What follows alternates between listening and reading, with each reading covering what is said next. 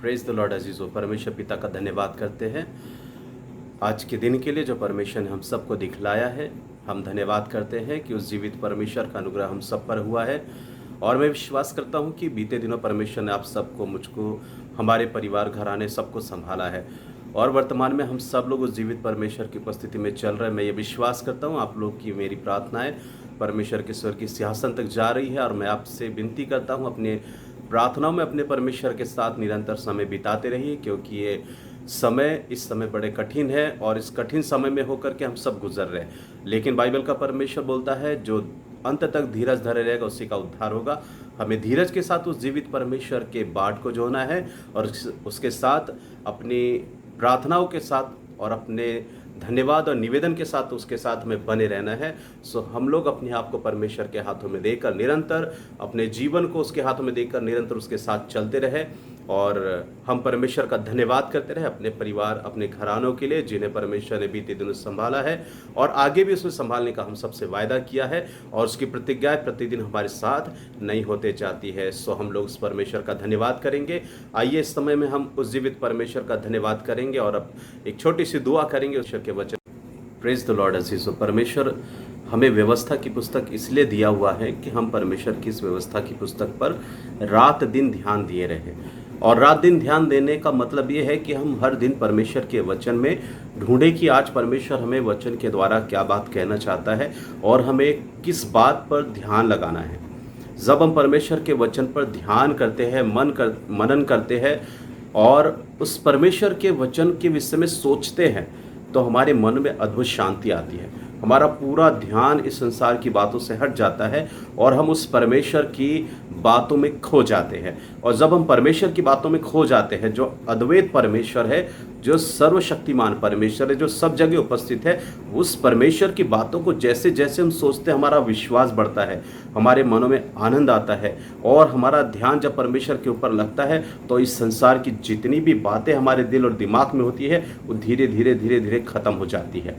परमेश्वर नहीं चाहता कि हम इस संसार की बातों में अपने दिन, अपने दिमाग को और अपने दिल को लगा के बिताने वाले बने, पर हम अपने दिल को, दिमाग को इस संसार से अलग करके एक आध्यात्मिक जीवन को जिए। इसीलिए परमेश्वर ने व्यवस्था की पुस्तक आपको और मुझे दी है और इसे घर में रखने के लिए नहीं दी परंतु इसे पढ़ने के लिए दी। क्यों? इस बाइबल में क्या लिखा हुआ है, क्यों पढ़ने के लिए दी है? क्या कभी हमने इस पर विचार किया है? क्या लिखा है इसके अंदर? बाइबल जीवन की पुस्तक है। जीवन मतलब जिसमें आनंद है, जिसमें छुटकारा है, जिसमें शांति है, वो बातें हैं। परमेश्वर आपसे बात करना चाहता है, इसमें क्या बात करना चाहता है वो लिखा हुआ है। दिन रात जब हम इस पे ध्यान दिए रहेंगे तो ध्यान देने का मतलब यह है कि हम हर दिन परमेश्वर के वचन पर मनन करें और देखें कि परमेश्वर का जी। इसीलिए परमेश्वर ने व्यवस्था की पुस्तक आपको और मुझे दी है और इसे घर में रखने के लिए नहीं दी परंतु इसे पढ़ने के लिए दी। क्यों? इस बाइबल में क्या लिखा हुआ है, क्यों पढ़ने के लिए दी है? क्या कभी हमने इस पे विचार किया है? क्या लिखा है इसके अंदर? बाइबल जीवन की पुस्तक है। जीवन मतलब जिसमें आनंद है, जिसमें छुटकारा है, जिसमें शांति है, वो बातें हैं। परमेश्वर आपसे बात करना चाहता है, इसमें क्या बात करना चाहता है वो लिखा हुआ है। दिन रात जब हम इस पे ध्यान दिए रहेंगे तो ध्यान देने का मतलब यह है कि हम हर दिन परमेश्वर के वचन पर मनन करें और देखें कि परमेश्वर का आदेश आज हमारे लिए क्या है, परमेश्वर की आज्ञा आज के दिन हमारे जीवन में क्या है, हम इससे कैसे अपने जीवन में लागू कर सकते हैं। मसीह ज़िंदगी एक बाइबल जो है मसीह ज़िंदगी जीना सिखाता है। आप देखेंगे यहोशू को कि जब वो उनके जीवन से मूसा उनके जीवन से चला गया, वो प्रभु में सो गया, उसकी अगुवाई बंद हो गई। उसके बाद यहोशू अकेला हो गया। यहोशू अकेला होने के बाद में अब उससे थोड़ा डर लगने लग गया। एक लीडर उसके पास से चला जा चुका था, अब वो अकेला बच गया था और उससे ऐसा लग रहा था कि अब इजरायलियों की जो इतनी बड़ी संख्या और तादाद में उनको मैं कैसे कनान तक ले जाऊंगा, जिस कनान में ले जाने की परमेश्वर ने प्रतिज्ञा की है। परंतु वो ये बात भूल गया था कि परमेश्वर मूसा को सिर्फ अपनी आज्ञाओं पर चलाता था। आज वो हमसे भी यही चाहता है कि हम हर दिन उस परमेश्वर की आज्ञाओं का पालन करें और जब हम उस परमेश्वर की आज्ञाओं का पालन करेंगे हम अपने आप आशीषों को प्राप्त करते चले जाएंगे। आज्ञाओं के पीछे आशीषें अपने आप रखी हुई है। हम आज्ञा पालन नहीं करना चाहते, इसीलिए आशीषों से हम वंचित हो जाते हैं और कई बार हम इस आज्ञा को टाल मटोल कर देते हैं। जब हम टाल मटोल कर देते हैं, अपनी आँख से ओझल कर देते हैं, अनसुनी करते हैं, इसी वजह से हमारे घरों में, परिवारों में, हमारे नगर में, हमारे राज्य में परमेश्वर का प्रकोप भड़कता है। आप और मैं अच्छी तरीके से जानते हैं, अदन की वाटिका में भी परमेश्वर ने आदम को आज्ञा दिया था कि वो उस अदन की वाटिका में रहे और उसमें काम करे और उसकी रक्षा करे, परंतु उसने अपने काम में ढिलाई की, जिस वजह से उसकी आज्ञा का उल्लंघन हुआ। और परमेश्वर की आज्ञा का उल्लंघन के बाद उनके जीवन में पाप आया, पाप के बाद श्राप आया। अब आप और मैं अच्छे से जानते हैं कि जब श्राप जीवन में आया तो मृत्यु आई, और इस मृत्यु का भय जैसे मनुष्य के जीवन में आया, वो परमेश्वर से धीरे धीरे दूर होता चला गया। अवसर भी परमेश्वर ने दिया था कि वो आदम परमेश्वर के पास आके पश्चाताप करे, परंतु उसने पश्चाताप करने के बदले अपने जीवन में परमेश्वर के साथ वाद विवाद किया, तर्क वितर्क किया और अपने दोषों को दूसरों पर डाल दिया, दूसरे पे दोष लगाने लगा।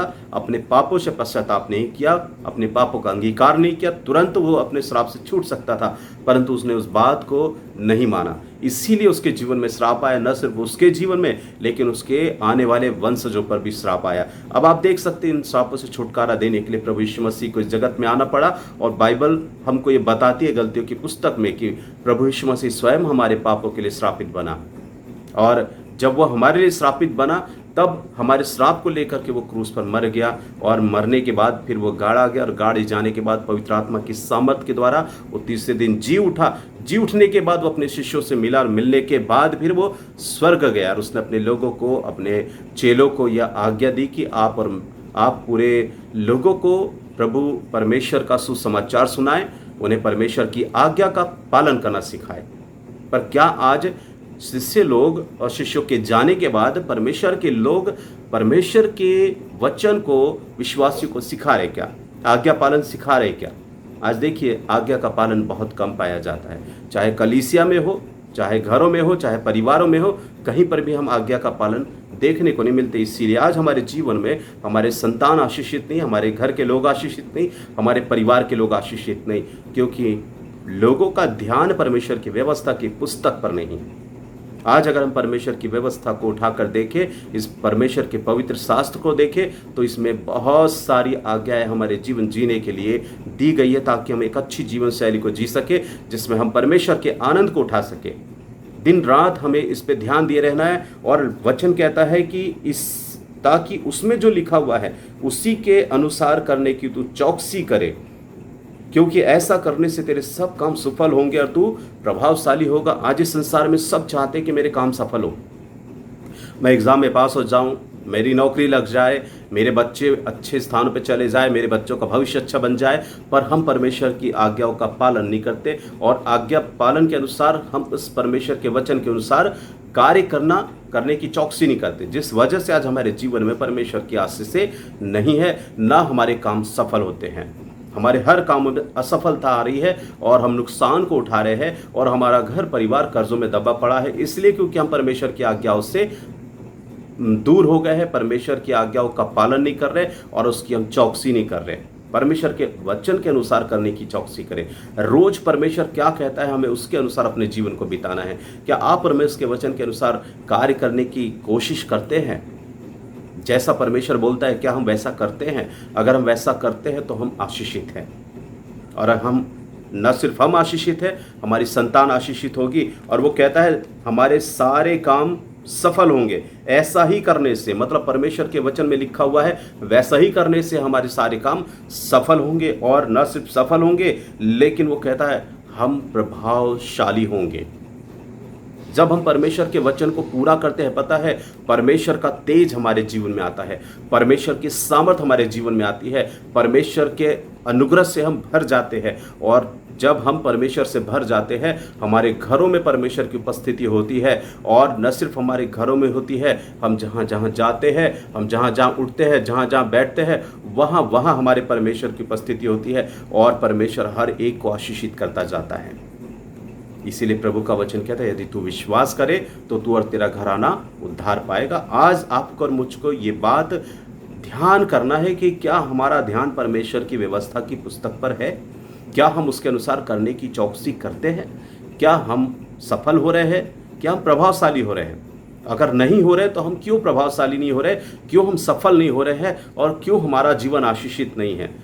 इसलिए नहीं है क्योंकि आज हम परमेश्वर के वचन के अनुसार नहीं कर रहे, हम अपने मन के मुताबिक कर रहे, अपनी मर्जी के मुताबिक जी रहे और परमेश्वर के वचन में मिलावट कर रहे, अपनी समझ का सहारा ले रहे हैं, अपने तर्क वितर्क और वाद विवादों में अपनी जिंदगी को उलझा के रखे हुए हैं। हम परमेश्वर के वचन को नहीं मान रहे। जैसा उत्पत्ति 3 अध्याय में हव्वा ने तर्क वितर्क किया, वाद विवाद किया, परमेश्वर के वचन में मिलावट किया, इस वजह से उनके जीवन में श्राप आया।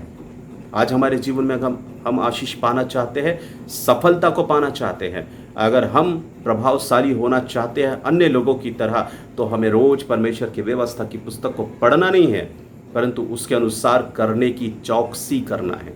क्या मुझे परमेश्वर आज करने के लिए कहता है, मैं उस काम को करूं। देखिए, आप जैसे जैसे परमेश्वर के वचन को पूरा करने का प्रयास करेंगे, आप सफल ही नहीं होंगे, आप प्रभावशाली भी हो जाएंगे और आपके काम सफल होंगे, आपके बच्चे आशीषित होंगे, आपके बच्चे उन्नतशील हो जाएंगे। और जब हम परमेश्वर के साथ चलेंगे, उन्नतशील हो जाएंगे, तो हमारी गवाही लोगों के पास जाएगी और लोग परमेश्वर के पास आएंगे और सच्चे जीवित परमेश्वर को वो ग्रहण करने पाएंगे। इसीलिए प्रभु यीशु मसीह जगत में आया था कि आप और मैं परमेश्वर के वचन का पालन करना सीख जाए। इसीलिए प्रभु यीशु मसीह कहता, मैं इस जगत में अपने पिता, अपने भेजने वाले की इच्छा को पूरी करना चाहता हूँ, अपनी इच्छा को नहीं। आज इस संसार में सारे मनुष्य अपनी इच्छा को पूरी करते हैं और अपना पूरा ध्यान अपनी खुद की मर्जी पूरी करने में लगा देते हैं। मैं ऐसा सोचता हूँ, मैं ऐसा करता हूँ, मैंने ऐसा सोचा और मुझे ऐसा लगता है, बस मैं करके अपनी ज़िंदगी को ऐसे चलाते। कभी हम ये नहीं बोलते कि मैं परमेश्वर के इच्छा को जान लूँ, मैं थोड़ा परमेश्वर को पहचान लूँ, मैं थोड़ा परमेश्वर के करीब जाऊँ, मैं एक बार परमेश्वर से पूछ लूँ वो क्या चाहता है, मुझे क्या लगता वो नहीं, परमेश्वर क्या चाहता है। आइए हम लोग अपने आप को परमेश्वर की इच्छा पर छोड़े और परमेश्वर की मर्जी के अनुसार ज़िंदगी को जिए और उसके वचन के अनुसार हमें क्या करना है हम उसकी खोज करें। क्योंकि मैं यदि आपको बताने की कोशिश करूंगा तो बहुत समय हो जाएगा, परंतु यदि आप खुद खोज करेंगे, रोज बाइबल को पढ़ करके देखेंगे कि आज बाइबल में मुझे परमेश्वर को कौन सी आज्ञा मिली है, मैं उस आज्ञा को पूरी करूं। सो हम परमेश्वर की व्यवस्था की पुस्तक को अपने चित्त में रख लें, ताकि उठते बैठते चलते फिरते मैं इस वचन की एक एक बातों को पूरा करने वाला बन जाऊं।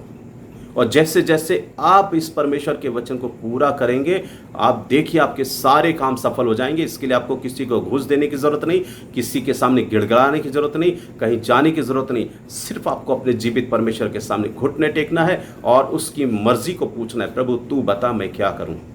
और सब बातों में परमेश्वर का धन्यवाद करें और परमेश्वर की उपस्थिति में चलते जाए। आइए हम लोग अपनी आंखों को बंद करें, दुआ करें कि प्रभु मेरे मन को बदल, मेरे हृदय को बदल और मैं अपने आप को तेरे हाथों में तेरी मर्जी के अनुसार जीने के लिए सौंप देता हूँ। आइए और प्रभु आप मुझ पे प्रभुता कीजिए और आप मेरी अगुवाई कीजिए, ताकि प्रभु मैं तेरी मर्जी को पूरी कर सकूँ।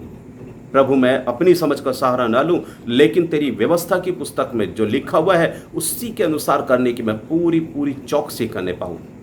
हाँ मेरे परमेश्वर, मुझे रोज तेरी आज्ञाओं पर चला, जैसे तेरा दास दाऊद कहता है, मुझे तेरी आज्ञाओं में जिला, ताकि मैं तेरी आज्ञाओं का पालन रोज सुबह शाम दोपहर करने पाऊं। मैं रोज प्रार्थना में समय बिताऊं, रोज तेरे वचनों की खोज करूं, रोज मैं तेरे रहस्यमय बातों को जानने का प्रयास करूं। मेरा ध्यान मैं तेरी बातों पर लगाऊं, इस संसार की बातों पर नहीं, क्योंकि संसार और संसार की वस्तुएं नाश हो जाएगी, लेकिन स्वर्गीय पिता इस संसार में सिर्फ आने वाली स्वर्ग में और संसार में सिर्फ तेरी बाइबल की वचन रहेंगे। हम आपसे विनती करते कि तेरी आज्ञाओं का पालन करना हमें सिखा, ताकि हम तेरी उत्तम आशीष को अपने घर में, परिवार में, अपने लोगों में, अपने जॉब में, अपने हर क्षेत्र में देखने पाए। और न सिर्फ हम परमेश्वर पिता तेरी आशीष को देखें, लेकिन हमारी सफलता के साथ, हमारी कामयाबी के साथ साथ हम परमेश्वर तेरी उपस्थिति को अपने जीवन में देखने पाए और तेरे प्रभाव को अपने जीवन से बहते हुए देखने पाए। न सिर्फ हम, लेकिन जितने लोग आज इस समय सुन रहे, वे सब लोग तेरे प्रभाव को देखने पाए, तेरी आशीषों को देखने पाए और तेरी कामयाबी जो तू हमें देता है, उन कामयाबी को वो लोग देखने पाए परमेश्वर, क्योंकि हमारी ओर से नहीं,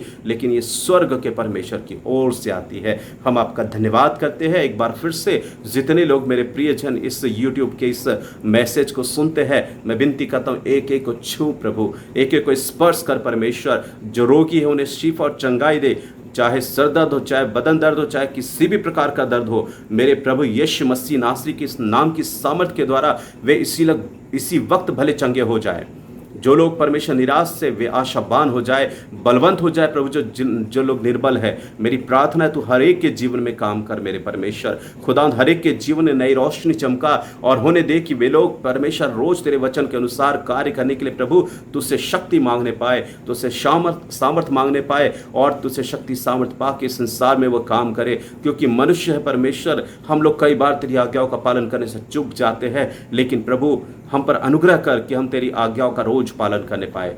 जो तेरे वचन में लिखा हुआ है, तेरी व्यवस्था की पुस्तक में लिखा हुआ है, वैसे ही करने की चौकसी करने पाए। संसार में जो डर और भय आता है वो हमारे जीवन में ना आने पाए, लेकिन हम जानने पाए कि हमारे साथ सर्वशक्तिमान परमेश्वर है। मेरे सुनने वाले प्रिय लोग इस समय आशीषित हो जाए, आत्मा से भर जाए, तेरी पवित्र आत्मा की सामर्थ्य में भर जाए परमेश्वर। ऐसा अनुग्रह प्रदान कर धन्यवाद करता हूँ। आपने प्रार्थना को सुना है, मेरे प्रियजनों को तेरे हाथों में सौंप देता हूँ। जितने लोग सुन रहे हैं सभी को आशीषित कर, इनके परिवार घराने से श्राप को दूर कर, इनके परिवार घरानों से प्रभु सब प्रकार की कमी घटी को दूर कर, इनके परिवार घरानों से परमेश्वर हर प्रकार की खुदा दुख तकलीफ और परेशानियों को निकाल के बाहर कर, सभी के जीवन में शांति आनंद और परमेश्वर तेरी उपस्थिति को दे मेरे खुदावंदा। तेरा धन्यवाद करता हूँ, तूने प्रार्थना को सुना है। हर एक को कामयाब कर, हर एक को प्रभावशाली कर, हर एक को प्रभु तेरे वचन के अनुसार करने की सामर्थ प्रदान कर। मैं आपका धन्यवाद करता परमेश्वर, आपने प्रार्थना को सुना। धन्यवाद के साथ में प्रार्थना और विनती प्रभु यीशु मसीह के नाम से मांगता प्यारे बाप, सुन के कबूल कर। आमीन और आमीन। अजीज़ों, मैं परमेश्वर का धन्यवाद करता हूं और आप लोगों से विनती करता हूं कि आप लोग मेरे लिए भी निरंतर प्रार्थना करते रहे, ताकि मैं समय निकाल करके और परमेश्वर की बहुत सारी गवाहियाँ जो मुझे आपको देना है मेरे व्यक्तिगत जीवन की, मैं उस गवाही को आपके साथ शेयर कर सकूं और मैं आपको परमेश्वर के वचनों की और भी जो बातें मुझ तक परमेश्वर पहुंचाता है वो बातें आप तक पहुंचा सकूं।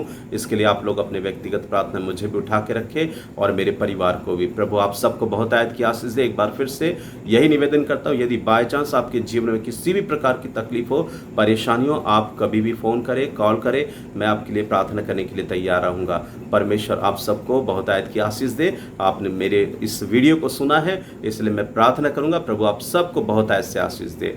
आप सभी को जय मसीह की।